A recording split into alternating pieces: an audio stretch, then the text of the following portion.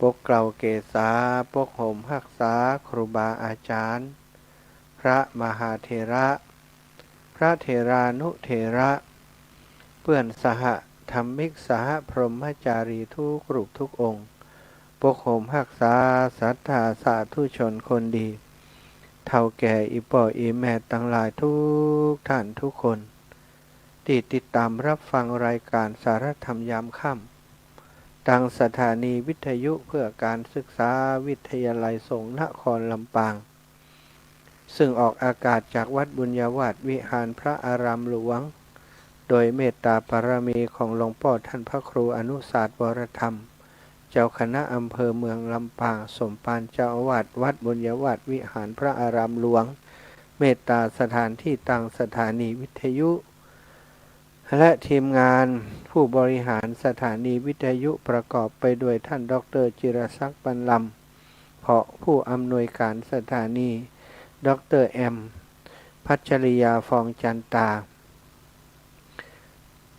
เจ้าหน้าที่สถานีน้องนัทสถาพรสุธาคำน้องดิวอนุพงษ์ตาจินะ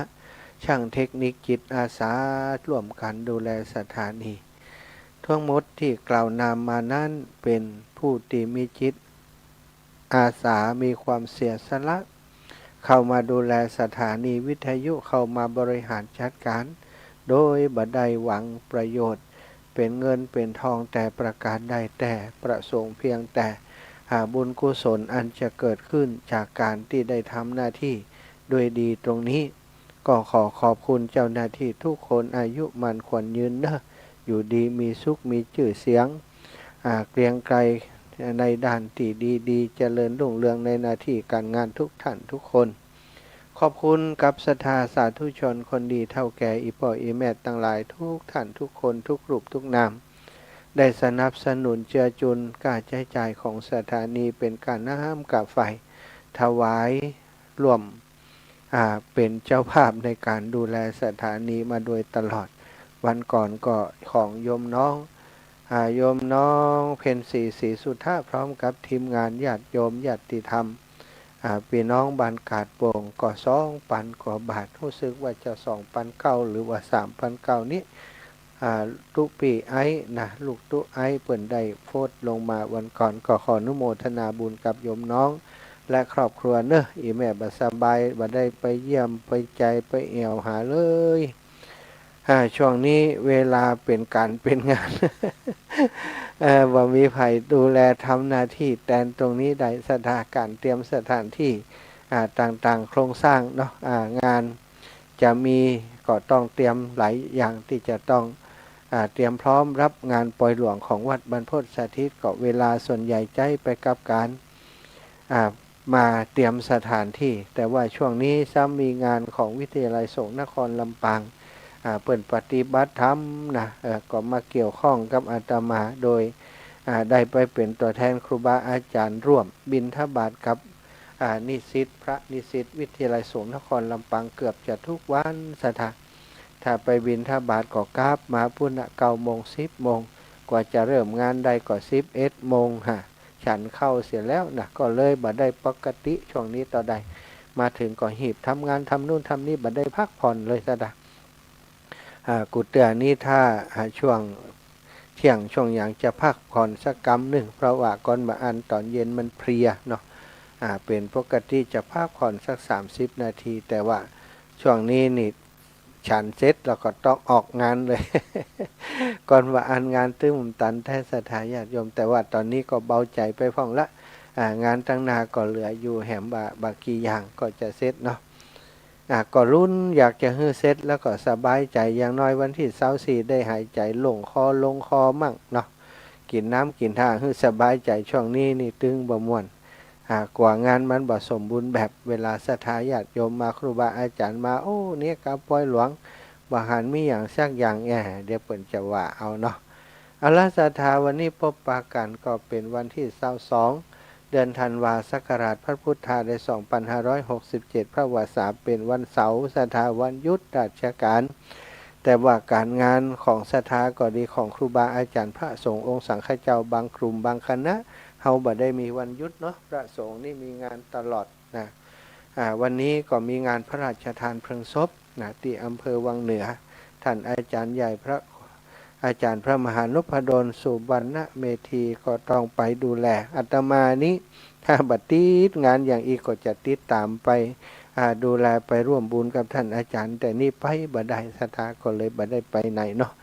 แล้วพบปะกันวันนี้ก็จะปาศรัทธาสวดมนต์ทำวัดจากนั้นก็จะสนทนาอุจาสารธรรมเล็กๆน้อยๆตามภูมิปัญญาที่อาตมาจะพึงมีนะแบ่งปันให้ศรัทธาอีปล่อยอีแม่ได้สรับฟังต่อไปกราบพระพร้อมกันก่อนเนอกราบหนึ่งพุทโธเมนาโถกราบสองธัมโมเมนาโถกราบสามสังโฆเมนาโถ อิมินาสการเรนะพุทธังอภิปูชยามิอิมินาสการเรนะธัมมังอภิปูชยามิอิมินาสการเรนะสังฆังอภิปูชยามิอะระหังสัมมาสัมพุทโธภะคะวาพุทธังภะคะวันตังอภิวาเทมิกราสวากขาโตภะคะวตาธัมโมธัมมังนะมัสสามิกราสุปฏิปันโนภะคะวะโตสาวกสังโฆสังฆังนะมามิกราบนะโมตัสสะภะคะวะโตอะระหะโตสัมมาสัมพุทธัสสะนะโมตัสสะภะคะวะโต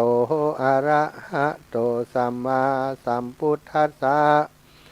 นะโมตัสสะภะคะวะโตอะระหะโตสัมมาสัมพุทธัสสะ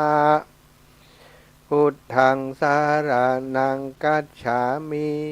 ธัมมังสารนังกัจฉามิ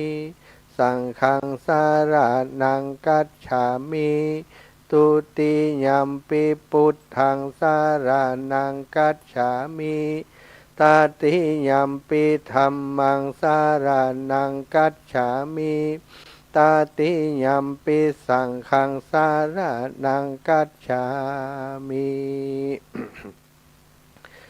อิติปิโสภะคะวะอะระหังสัมมาสัมพุทโธวิชชาจารณะสัมปันโนสุขโตโลกาวิทูอนุตตโรปุริสธัมมะสารทิสัทธาเทวมนุษย์สานังพุทโธภะคะวะติสวะคาโตภะคะวะตาธัมโมสันทิฏฐิโกอากาลิโกเอหิปัสสิโกโอปันนายิโกปัจจตังเวทิตาโพวินยูหิติสุปฏิปันโนภะคะวะโตสาวกสังโฆอุชุปฏิปันโนภะคะวะโตสาวกสังโฆยายาปฏิปันโนภะคะวะโตสาวกสังโฆสามิจิปฏิปันโนภะคะวะโตสาวกสังโฆยะทิทังจัตตาลิปุริสายุคานิอัตถปุริสปุคลาเอสะภะคะวะโตสาวกสังโฆอาหุนายโยปะหุนายโยทักขินายโยอัญชลิกะระนิโยอนุตตรังปุญญเขตังโลกัสสาติ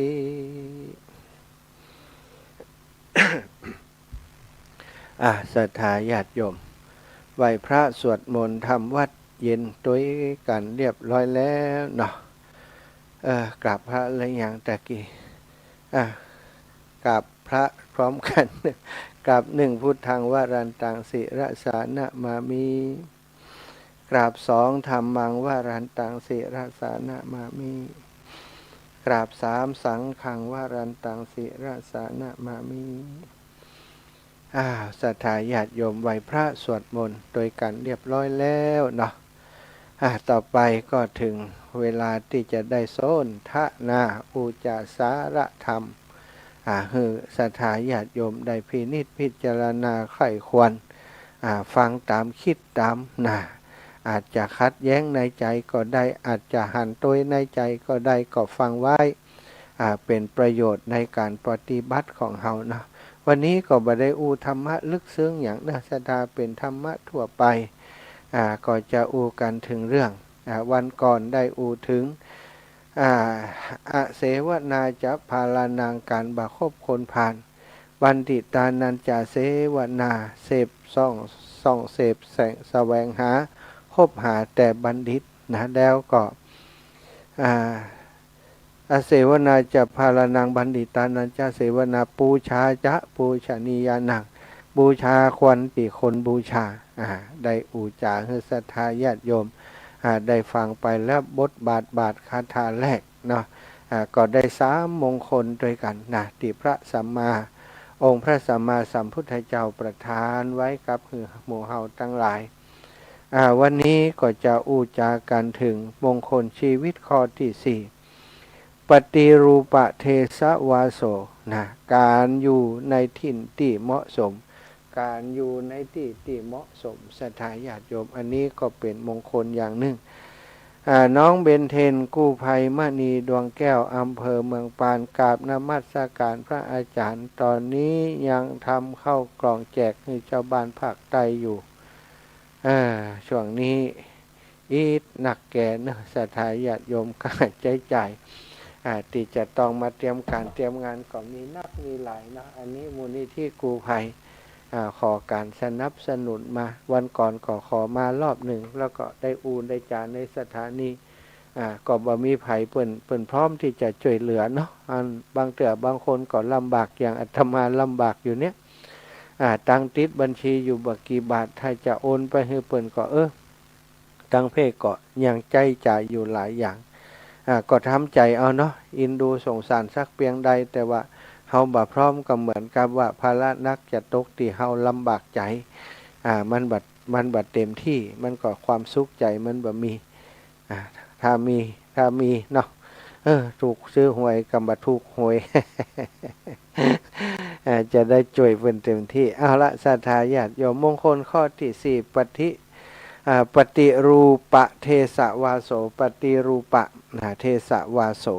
วาโสวาสะในการอยู่นะอาวาสะการอยู่อาวาสนี่ก็ที่อยู่นะอาวาสะการอยู่ในประเทศประเทศประเทศปฏิรูปที่เหมาะสมการอยู่ในถิ่นที่เหมาะสมเป็นมงคลอย่างหนึ่งศรัทธาอีป่ออีแม่ทั้งหลายการอยู่ที่ไหนก็แล้วแต่มีส่วนเนาะทำให้ชีวิตของเฮามีความเป็นไปตามสถานที่อยู่เฮานะการที่เฮาเปิ้นบอกว่าถ้าอยากเป็นเศรษฐีให้คบหากับเศรษฐีเฮาก็จะได้เป็นเศรษฐีการอยากจะแต่ว่าถ้าอยากเป็นเศรษฐีไปอยู่ในหมู่บ้านที่เศรษฐีอยู่อันนี้ก็คงจะเปลี่ยนไปไม่ได้เนาะศรัทธาการอยู่ที่ไหนบ่สำคัญแต่ว่าเฮาอยู่ที่ไหนนี้ถ้าเฮามีเปื้อนติเฮาบ่คบคนพาลเฮามีเปื้อนติดีเฮามีบัณฑิตเป็นผู้ติเฮาคบหาแล้วเฮาเป็นคนมีความกตัญญูกตเวทีกตัญญูกตเวทีต่อผู้มีพระคุณบูชาเปิ้นที่เปิ้นควรคนเป็นซึ่งเปิ้นเป็นคนที่ควรบูชาซึ่งเป็นมงคล3อย่างที่กล่าวมานั้นจากนั้นเฮาก็อยู่ในประเทศหรือว่าในพื้นที่ที่เหมาะสมในพื้นที่ที่เหมาะสมเฮาประกอบอาชีพอย่างศรัทธาถ้าเป็นชาวประมงนี่ไปอยู่บนดอยมันก็จบข่าวเนาะถ้าเฮามีทักษะในอาชีพการประมงเป็นชาวประมงก็อยู่ในประเทศที่มันเหมาะสมกับการที่จะเป็นชาวประมง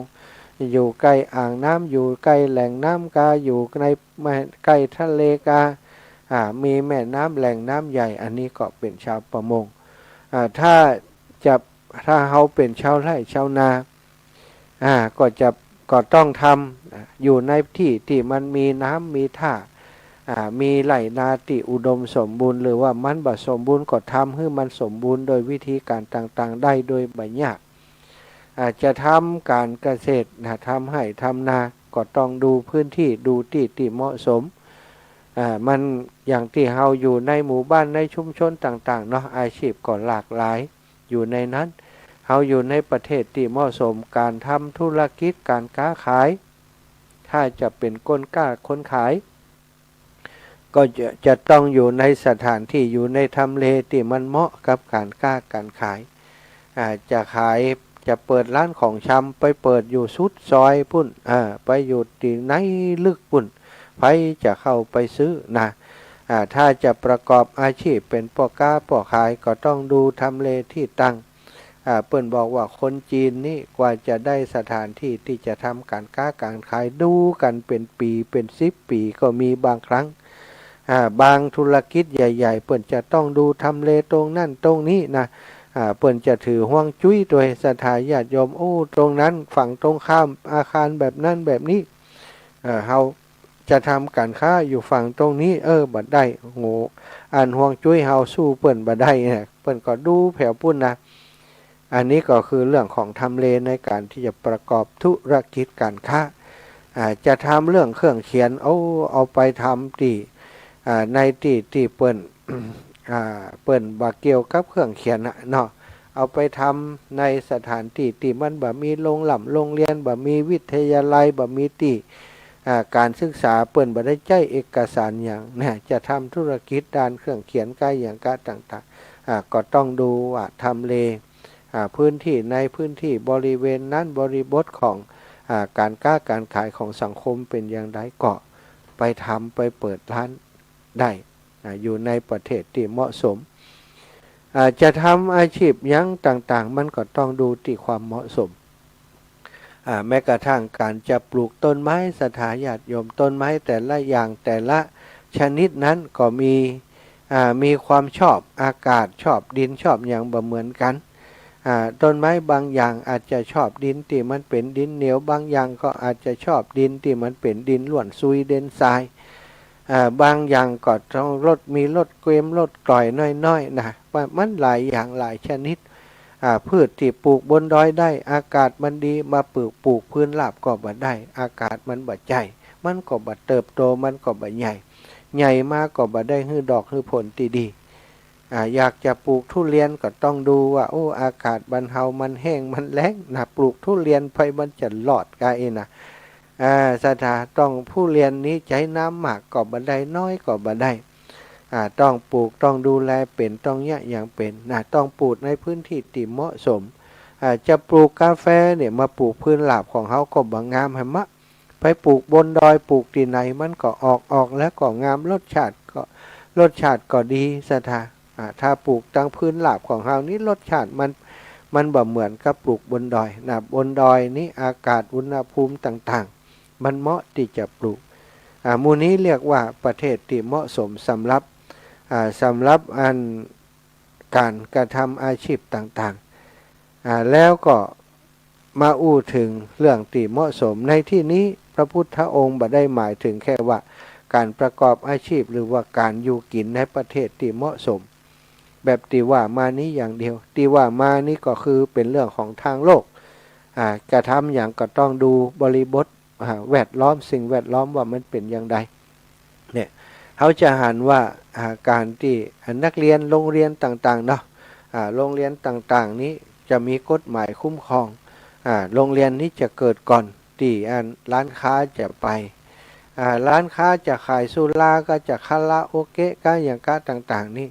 กฎหมายเพิ่นบอกว่าจะต้องห่างโรงเรียนห่างจากโรงเรียนไปต่อใดสะดาเพราะเพราะกับป้องกันลูกหลานที่เป็นเด็กนักเรียนถ้าผ่านร้านอาหารบ่อยๆเนาะแล้วก็เพิ่นร้องเพลงเพิ่นต่างๆนี่ มีสิ่งที่ยั่วยุยั่วยวนละอ่อนก็อาจจะใจแตกไปก็ได้ถ้ามันอยู่ใกล้แบบนั้นเปิ่นถึงออกกฎหมายห้ามถ้าจะสร้างใหม่โรงเรียนหรือว่าวัดอะไรอย่างต่างๆนี่ถ้าจะสร้างใหม่เปิ่นก็ต้องพอว่าสถานที่จะสร้างใหม่นั้นมันใกล้อย่างพ่องโอ้ไปสร้างวัดใกล้กับโรงฆ่าสัตว์เนี่ยไปสร้างโรงเรียนใกล้กับโรงฆ่าสัตว์เนี่ยมันก็ใจตีเปิ่นก็จะเลือกสถานที่เกี่ยวกับสิ่งหมู่นี้เพราะเพราะสิ่งหมู่นี้สถานที่นี้มันมีส่วนสำคัญต่อการเป็นอยู่ต่อการห้ามต่อการเฮือนต่อการค้าขายต่อการมีชีวิตของเฮาศรัทธาญาติโยมการที่เฮาจะปฏิบัติธรรมก็เช่นเดียวกันการปฏิบัติธรรมนี้สำคัญก็คือสถานที่นะศรัทธาบัจจัยว่าสำคัญที่สุดแต่ว่ามีความสำคัญประมาณหนึ่งเนาะอย่างในเรื่องเล่าในธรรมบทนะสามเณรรูปหนึ่งสามเณรบัณฑิตสามเณรไปบิณฑบาตกับท่านสารีบุตรเดินทางไปบิณฑบาตไปหันเปิ่นคางน้ำเข้านาท่านอาจารย์นี่ยะหยางเปิ่นยะหยางนี่โอ้เปิ่นคางน้ำเข้านาโอ้น้ำนี่มันมีชีวิตจิตใจก็อาจารย์บ่มีไปมีหยางโอ้ของบ่มีชีวิตจิตใจแต่เปิ่นบังคับเปิ่นบังคับเปิ่นหาทางวิธีควบคุมมันได้คนเฮามีจิตมีใจโอ้ทำไมหาทางควบคุมบ่ได้จิตใจของเฮานี่มันจะต้องควบคุมได้กะเตียวไปก็กึดไปแล้วก็ไปปะใส่คนเปิ่นดัดลูกศรนะเอาไม้ที่เปิ่นจะแปลงนั้นดำธนูเนี่ยสถาลูกศรธนูเนี่ยถ้าเปิ่นก็ถ้าสมมติว่าเป็นไม้ไผ่นะไม้ไผ่เปิ่นก็เอามาเหลามาลนไฟลนแล้วก็ดาดแล้วก็เล็งลงแล้วก็ดาดแล้วก็เล็งคือมันตรงเนี่ยสถากลึงเกาเหล่าคือมันกลึงกลมแล้วก็ตรงเวลามันตรงนี่เวลายิงมันก็ไปเป็นเส้นตรงสถาถ้ามันกดมันโค้งมันเหวี่ยงห่างมันห่างหัวมันสมดุลมันบดียิงไปมันก็บดตรงหมุนแว่นจะบดีเปิ้นก็ต้องดัดต้องอย่างก่อนสามเณรไปหันก็ถามพระเถระผู้เป็นอุปัชฌาย์ท่านอาจารย์นั่นเปิ้นเนี่ยอย่างโอ้เปิ้นแปลงลูกธนูลูกศรลูกศรนี้เปิ้นทำไมถึงดัดเพราะดัดคือมันตรงถ้ามันบัดตรงมันบัดดีมันเป็นลูกศรที่บัดดีเอาแล้วก็โคนลูกศรมันมีจิตใจก็บ่มีของบ่มีจิตใจทำไมเปิ้นดัดได้คนเฮามีจิตมีใจทำไมจะดัดบ่ได้จะควบคุมบ่ได้เดินไปแหมไปปะใส่เปิ้นแปลงล้อแปลงดุมแปลงล้อเป็นรถราชรถแปลงล้อเป็นวงล้อน่ะสถาเปิ้นก็ดัดให้มันเป็นวงกลมก็ถามแหมพระเถระก็บอกว่ามันเป็นของมูนี้มันมีจิตใจลอกโอ้สามเณรก็ว่าของบ่มีจิตใจเปิ้นยังดัดได้คนเฮาเป็นมนุษย์เป็นคนมีจิตมีใจมันต้องดัดมันต้องฝึกได้กึดได้อย่างนั้นบอกว่าท่านอาจารย์เมตตาบิณฑบาตมาเผื่อผมเจมเนอกระผมจะกลับไปทำสัมมนาธรรมพระเถระก็บอกสาธุไปเตอะพระเถระก็รับเอาบาตรน้อยๆของสามเณรไปโดยสถาเอาใส่ย่ามไปถุงไปโดยท่านก็ไปบิณฑบาตของท่านได้ส่วนหนึ่งแล้วก็สามเณรสั่งไว้ว่าผมจะเอาปาตะเพียนแดงอย่างเดียวนะวะ บุญเก่าเปิ่นบุญเก่าเปิ่นได้ถวายปาตะเพียนแดงไปบิณฑบาตก็มีคนใส่ปาตะเพียนแดงเป็นภัตตาหารมาฮือกับท่านสามเณรจริงสถาพระสารีบุตรเดินไปบิณฑบาตสามเณรกลับมาที่กุฏิที่อยู่กับท่านพระสารีบุตรนั่นแหละสถาเมื่อกลับมาถึงก่อนเข้าไปนั่งบำเพ็ญสมณธรรมพระพุทธองค์ทรงทราบว่าสามเณรนี้กำลังบำเพ็ญสมณธรรมในช่วงที่มันกำลังจะมีสิ่งมารบกวนเสียงจะดังแดดจะขึ้นสูงแดดกำลังขึ้นก็จะขึ้นไปเรื่อยๆจะขวายสามเณรนี้จะบรรลุธรรมต่อเมื่อปุ้นท่านนับชั่วโมงก็ตอนบ่ายปุ้นพระองค์ก็ทรงดำริอย่างนั้นก็ว่าเนี่ยอย่างใดจะไปป้องกันท่านสามเณร เรื่องนี้ก็ย้อนไปถึง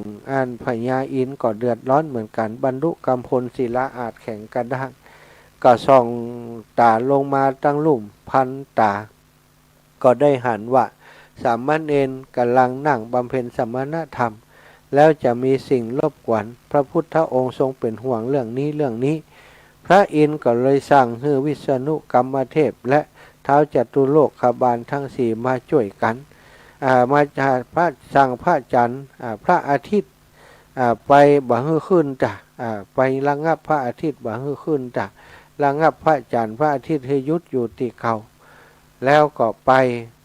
บ่ฮื้อสัตว์สิ่งหิ่งห้อยทั้งหลายอยู่ใกล้นั้นได้ส่งเสียงร้องเจียวเจ้าในเมื่อมันยังเจ้ายังมืดอยู่สัตว์มันก็งงวะเนาะมันยังแจ้งสักเตือมันก็รับต่อกันจะสามเณรก็ปฏิบัติทำไปพระสารีบุตรเดินกลับมาจากบิณฑบาตฉันเรียบร้อยเดินกลับมาถึงตอนนั้นสามเณรก็ปฏิบัติธรรมใกล้จะบรรลุเต็มทีและสถานทบทวนธรรมต่างๆที่ครูบาอาจารย์ที่ได้ฟังจากพระพุทธเจ้าฟังจากท่านสารีบุตรที่เป็นอุปชฌาย์ทบทวนไปมาอย่างนั้นเมื่อพระพุทธองค์เองก็ไปอยู่ที่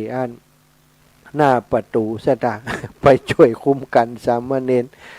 เพราะพระพุทธองค์ทรงทราบว่าถ้าท่านสารีบุตรมาจะต้องไปเคาะประตูห้องสามเณรก็บัดตันบรรลุธรรมสกรรมต้องออกมาเปิดประตูเหมือนกับว่าท่านพระสารีบุตรจะไปรบกวนสมณธรรมการปฏิบัติของสามเณรพระพุทธองค์จึงทรงไปยืนอยู่ที่หน้าประตู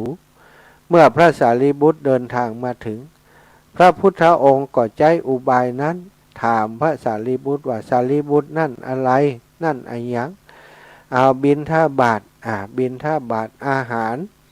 สำหรับสามเณรพระเจ้าค่ะอาหารนำมาซึ่งอะไรอย่างสารีบุตร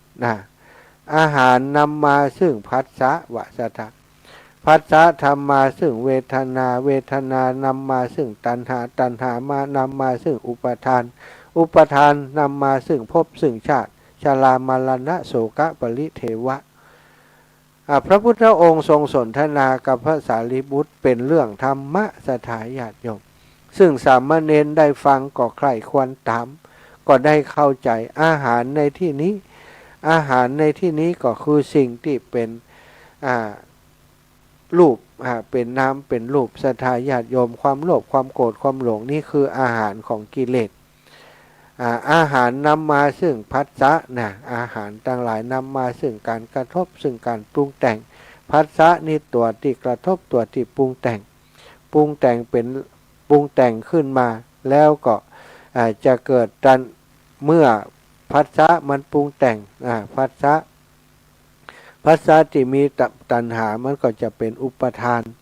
เป็นความยึดมั่นถือมั่นว่าความหมายที่พระพุทธองค์ทรงสนทนากับพระสารีบุตรคำสนทนานี้มันก็ความตั้งใจของพระพุทธองค์ก็คือตั้งใจให้สามเณรได้ยิน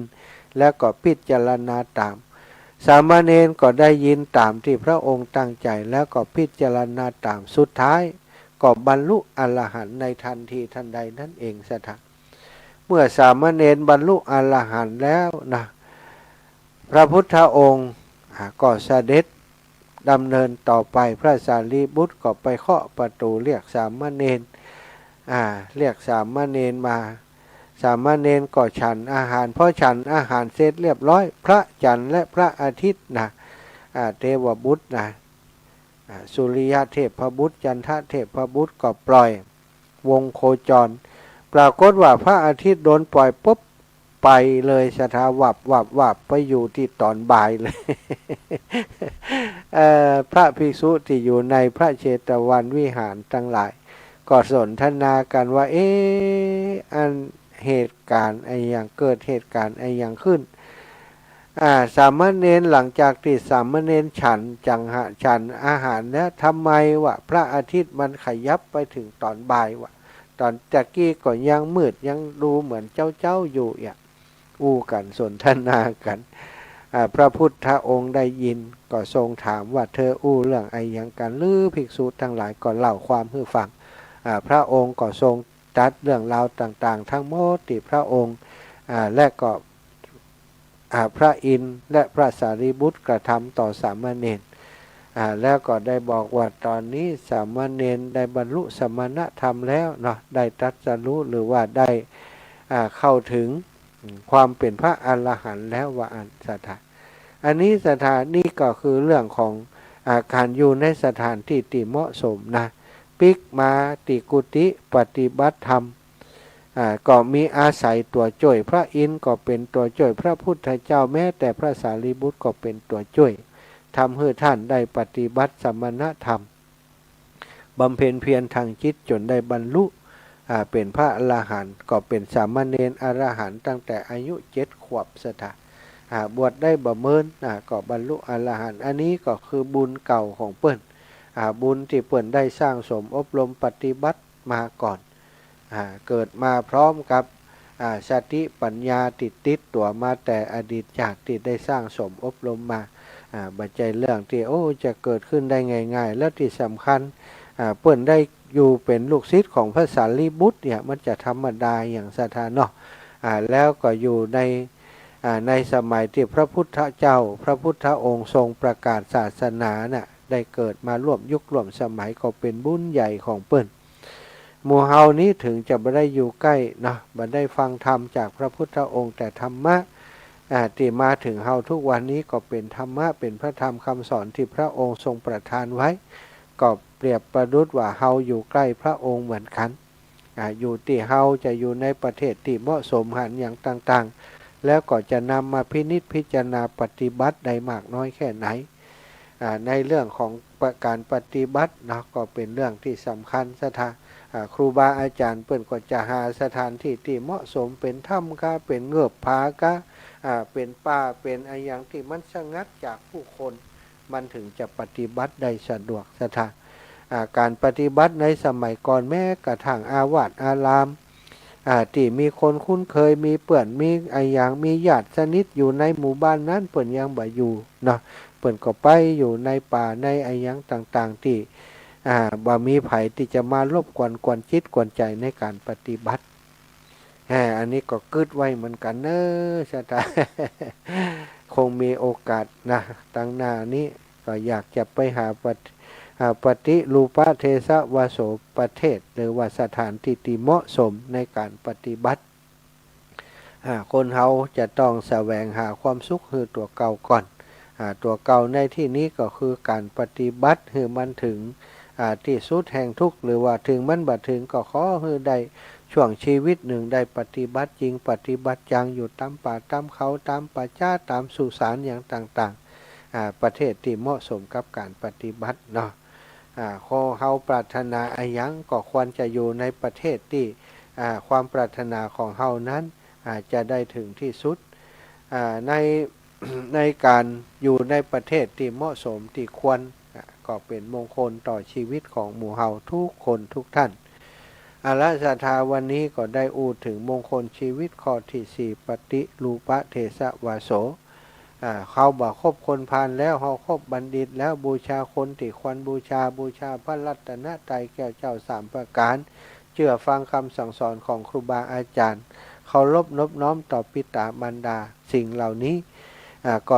ส่งให้เราไปถึงความเจริญแล้วเรามาอยู่ที่มันเหมาะสมที่มัน สุขสบายต่อชีวิตต่ออาชีพต่อความเป็นอยู่ของเรามันก็จะเป็นมงคลต่อชีวิตของเราอีกอย่างหนึ่งประการหนึ่งเหมือนกันศรัทธาญาติโยมก็ขอขอบคุณทุกคนทุกท่านติดตามขออนุญาตประชาสัมพันธ์เส้นทางการบิณฑบาตของครูบาอาจารย์ในวันพรุ่งนี้วันพรุ่งนี้วันที่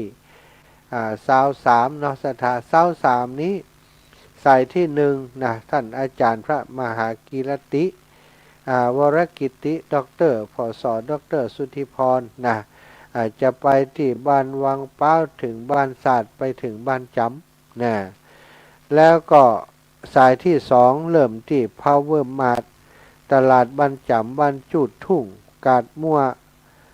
เช้าบรรจุหลวงฉันเช้าที่วัดนางเหลียวอันนี้วันที่อย่างเสา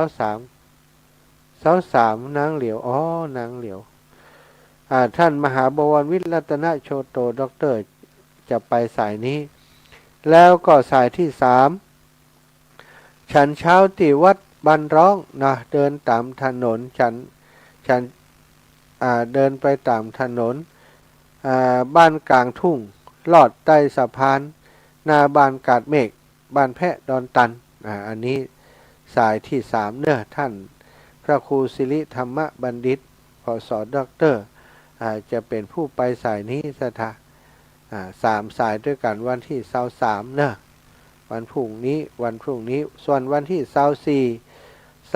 24นั้นวันพรุ่งนี้อาตมาจะพัก1วันวันที่24สายที่1บ้านท่าผาตลาดเกาะคาพระสมุกิติพงศ์กิติวังโสไปสายนี้บ้านม้าเหนือม้ากลางม้าใต้ท่านมหาบวรวิทย์รัตนโชโตจะไปสายนี้เนาะแล้วก็สายที่3หมู่บ้านธนวันหมู่บ้านศรีพุนทรัพย์บ้านสันติภาพอันนี้ท่านอาจารย์ใหญ่พระมหานพดลสุวรรณเมธีรับผิดชอบดูแลซึ่งสายนี้ก็จะมีอาตมาและก็ทุปิตะวันจะไปช่วยดูแลไปบิณฑบาตกับพระนิสิตเนาะส่วนวันที่25นั้นเปิ่นจะไปปูนเด้อท่านอาจารย์พระมหาบวรวิทย์รัตนโชโตมหากิรติวรกิติด็อกเตอร์บ้านวังยาวศพปราบสถาบ้านวังยาวศพปราบอันนี้เปิ่นก็ไปสายปุ้นเนาะสายเดียวสายอื่นๆก็จะอยู่ปฏิบัติหน้าที่ที่วิทยาลัยสงฆ์นครลำปางก็อีกงานหนึ่งนี่งานของวัดบรรพตสถิตของเฮาเนอร์ศรัทธาญาติโยมในวันที่26นี้ทำบุญทักษิณาอุทิศถวายแด่หลวงพ่อพระครูสิริธรรมวิพัฒน์หลวงพ่อศรีอองครบวันมรณภาพ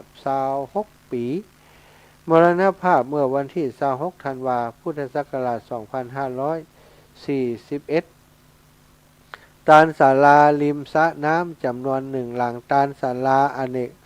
ลายอเนกประสงค์หน้าวิหารจำนวน2หลังตาลแตนวิหารหลังเก่าบูรณะทาสีใหม่ทั้งหลังเจ้าภาพโดยดร.จุฑามาศเดชประทุนพร้อมครอบครัวอุทิศถวายแด่บุรพาจารย์บุรพชนเทวอารักษ์เจ้ากรรมนายเวรทุกองค์ทุกคนทุกตนทุกเทินนะสาวกท่านว่าอันนี้ไปทักษิณานุปทานกิจนะศรัทธาญาติโยมทั้งหลายอีปออีแม่ก็มีหลายท่านหลายคนที่ร่วมบุญเนอะเป็นเจ้าภาพสั่งเป็นเจ้าภาพสำหรับวันนี้ก็มาร่วมอีกหนึ่งรายเนาะโยมป้อเนตรธรรมขันธ์วันนี้มาช่วยงานเตรียมสถานที่โดยมาจากบ้านห้วยบงอำเภอเมืองจังหวัดพะเยามาช่วยเตรียมสถานที่แล้วก็นำ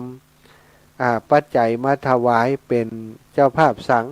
1 ชุดเนาะแล้วก่อนเอาน้ำผึ้งมาถวายด้วย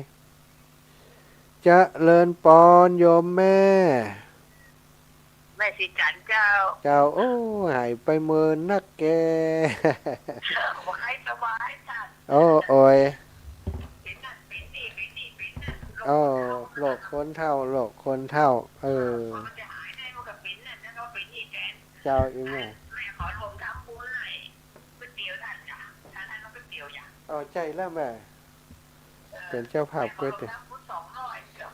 เป็นเจ้าภาพก๋วยเตี๋ยว200เนาะเจ้าแม่สีจันห้องเม่นบัดนี้ไม่เอาก็แม่ไม่เอาหากันก็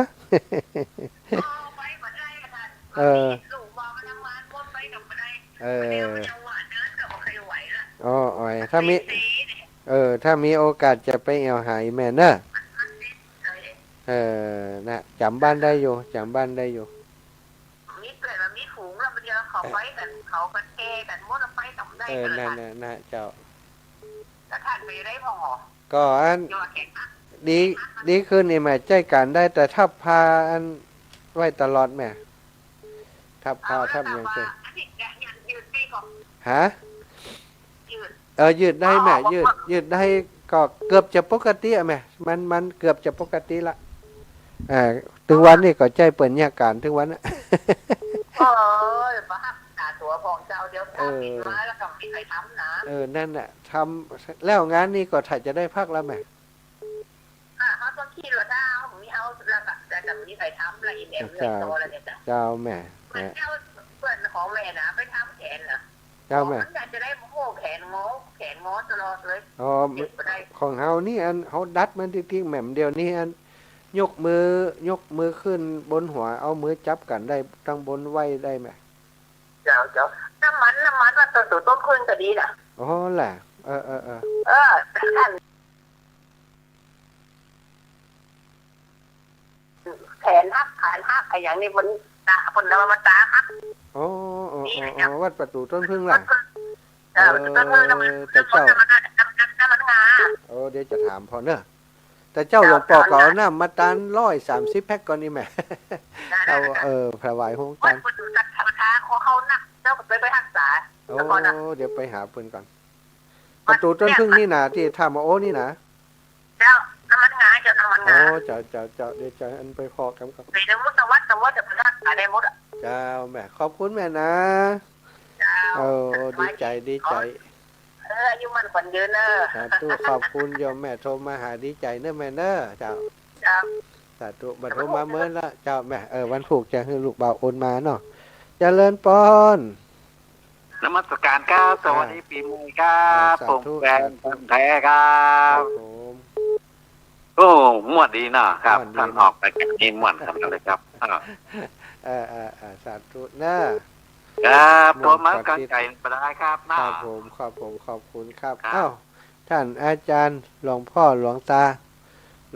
กิจพุทธอุทยานเชียงใหม่จ้าพ่อโอ้เจ้ายิงเทปบันทึกจบไปสักพักแล้วนะโอ้สุดเยี่ยมเลยเนี่ยจ้าน่าจะมีเทปอัดเอาไว้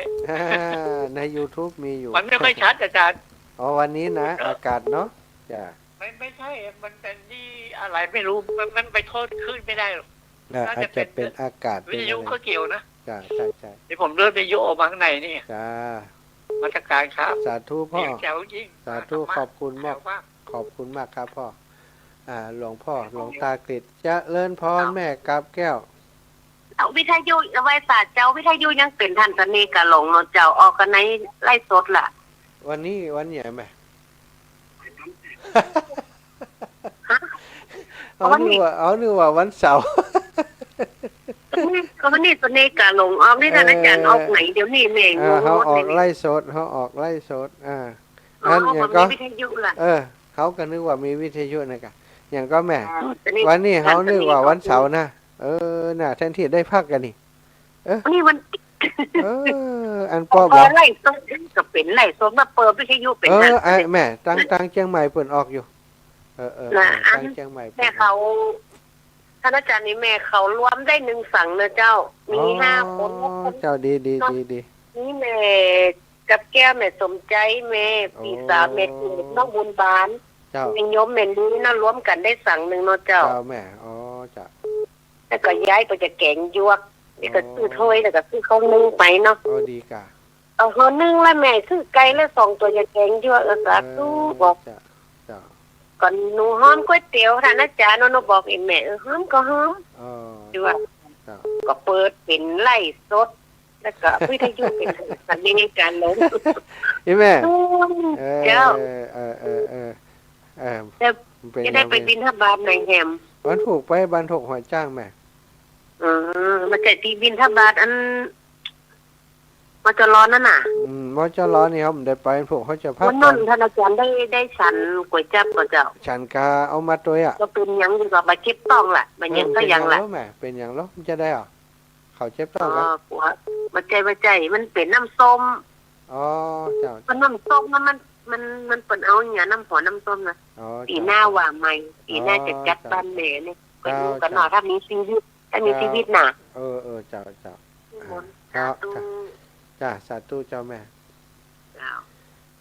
แม่กับแก้วสีอินแก้วโทรมาแจ้งว่าอันลำปางเป็นเสน่ห์การลงนะ ความจริงวันนี้เหมาะเวลาคือเปิ่นเนาะ แต่เป็นยังเสียงก็ไปออกติดเชียงใหม่พุ่นนะ เจริญพรแม่ยายพร ราชการเจ้าจ้า นอนฟังเพลงฟังเทศฟังเทศเนาะนอนด้วยกะห้ามนอนเอามือไก่หน้าผากนะนอนมันรับไก่หน้าผากเนี่ยไฟพระเจ้าสบายดีเนาะยายพรเนาะเสียงชัดเด่นดีก็วัดไฟหินน่ะชัดเจนดีกะโอ้ดีกะสาธุขอบคุณยายพรเด้อดูที่เองเสน่ห์กันหลงลืมม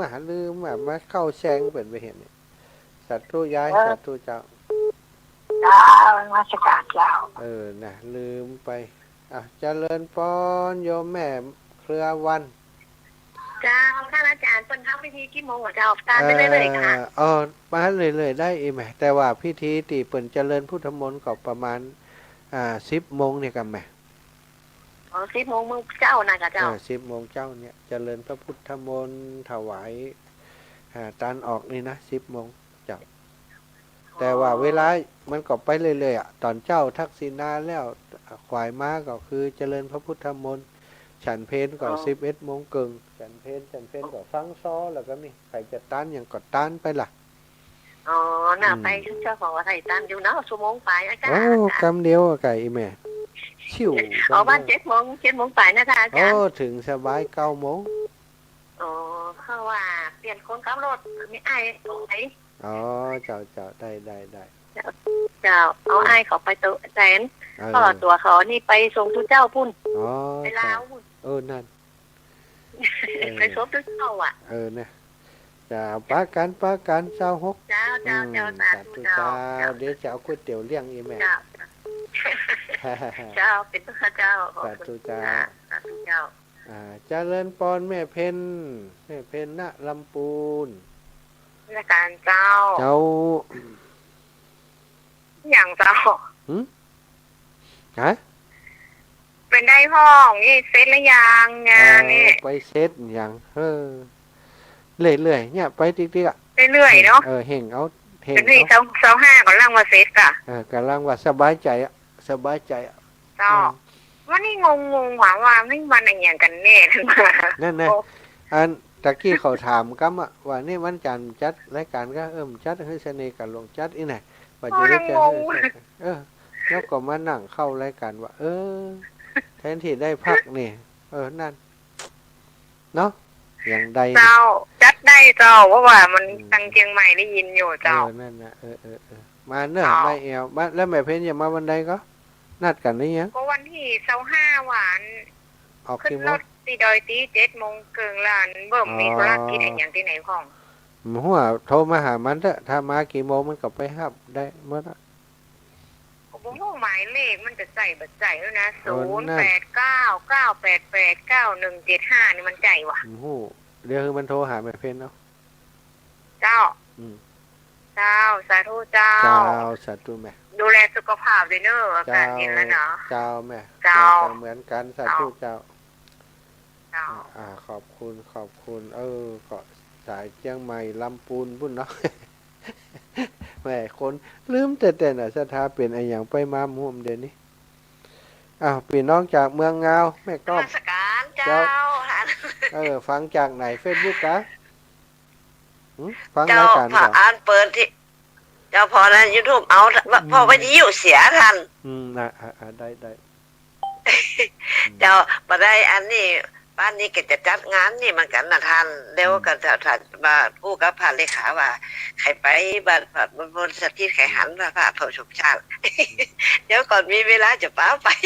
มาเอามือกันไปเป็นมหาปฏิทินเตียนั่นเถอะปฏิทินนั่นอันฝืนแต่ได้อยู่ก็อันได้ผมชมมา2 เล่ม40แหมเล่ม40เจ้าเอา2 เล่มเนอะท่านเจ้าได้กะเจ้าถ้าพระเลขาเป็นจะไปบ่ฮู้นะมันเดียวนี่บ้านที่ก็จัดงานหลายอันน่ะท่านแล้ว อันปีนี้จะเข้าอันนี้ก็เดินอยู่ดงก่อทันเดินอยู่แม่ต้องทำกิจกรรมต้องช่วยละอ่อนโรงเรียนอ่ะไปทางไหนหมู่นะคะหมู่เตือนเนอะมีเวลากี่วันแต่ว่าตั้งใจจะไปแต่ได้ผ่านอยู่เงาถ้าจะได้ผ่านตั้งเงาจะออกตั้งทันแล้วมาตั้งนี่เนาะทันแล้วมาตั้งวันละจะออกที่ไปวัดจังไห้น่ะท่านก็มาตั้งนี่เกิดฟอกับมันบ่เลยบอกว่าจะมาเวลาใดนี่กันผมโทรน่ะผมโทรหาเจ้าเดี๋ยววันหลังไปจะโทรหาท่านนี่ถ้าท่านมาถ้าท่านจะขึ้นมาตั้งเพ่เดี๋ยวจะโทรหาท่านเจ้าน่ะเจ้าสาธุเจ้าเอาบุญรักษาอยู่ที่ศูนย์ส่งเสริมการเรียนรู้สถาขอบคุณกับสถาสาธุชนทุกคนทุกท่านนะติดตามรับฟังรายการมีติสถาเปิดหายหอมมาเนาะดังแจ้งมาดังหลายท่านหลายคนนะขอดูกั๊มแม่รัตนาแม่คุณโยมแม่ขจรสารพีนะครับครอบครัวสารีพร้อมครอบครัวลูกๆของโยมแม่ทุกคนนะโยมน้องรัตนาพรโอนปัจจัยมาให้น้องกระปีมหัวถ้าจะน้องอยู่เท่าแล้วร่วมบุญปอยหลวง3กิจกรรมได้แก่ซอก๋วยเตี๋ยวสังฆทาน เอา3อย่างละ100นะเป็น300 บาทสาธุอนุโมทนาบุญขอบคุณเด้อแล้วก็มีเพชรชลาอันนี้เพชรชลาพรหมใจโยมกราบนมัสการพระอาจารย์โยมแม่เพชรชลาพรหมใจอำเภอพานร่วมทำบุญลงทานก๋วยเตี๋ยว300ทำบุญปอยหลวง300เป็นเงิน600 บาทแม่ครูเพ็ญนภาบทกลอนร่วมลงทานอีก100 บาทรวมเป็นเงินทั้งสิ้น700 บาทสาธุเน้อแม่เน้อแม่เพชรชลาพรหมใจอำเภอพานบุญนะสาธุเน้อโยมแม่ขอบคุณมากนะขอบคุณหลายได้ส่งปัจจัยมาร่วมบุญโยมแม่จงดีเชื้อกันทาเพิ่มเติมมาแหมแม่จันศรีสุขา120แม่ทองสายที่ยศแหม60รวมกันกับของเก่าหมู่แม่อามเขาแม่มีเขาเนาะรวมกันทั้งหมดได้แหม600แม่สีนวลสิทธิวังมาแหม100เป็น700วันที่21ธันวาตะวาเพิ่มมาแหมแม่โป่งบุญอุด200แม่สีวันนวลคำ100แม่นินทิรายอดคำ60 บาทแม่บัวพัดกุลันแหม300 บาทใหม่660เก่า700เป็นปัน3กับ60 บาทอีแม่บอกว่าอีแม่ได้ไปอยู่เนบะมาเลี้ยงเพลส้มเมืองขวางสาธุขอบคุณโยมแม่เนาะละกันลืมกันได้เฮามีงานก็อยากหันหน้าเปิ่นมีงานก็ไปหาเปิ่นทุกครั้งทุกคราเนาะขอบคุณทุกคนทุกท่านตะกี้โยมแม่โทรมาเนาะโยมแม่แม่ครูสีจันทร์ห้องเม่นนะแม่ครูสีจันทร์ห้องเม่นนะกวมเหนืออีแม่ได้ร่วมบุญมาแหม300 บาท300 บาทโยมแม่สีจันทร์ห้องเม่นสาธุอนุโมทนาบุญขอบคุณแม่ญาติตุมมาแสนอิงคำวังเป้าอันนี้ทำได้ยินเพราะว่ามาออกติลำปางเนาะก่อร่วมบุญมาโดย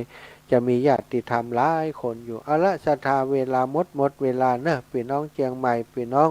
ที่ฟังรายการวันนี้ขอความสุขสวัสดีจงมีแก่ท่านเจ้าทุกท่านทุกคนจัตตารโอธรรมาวทันติอายุวันโนสุขังพระลัง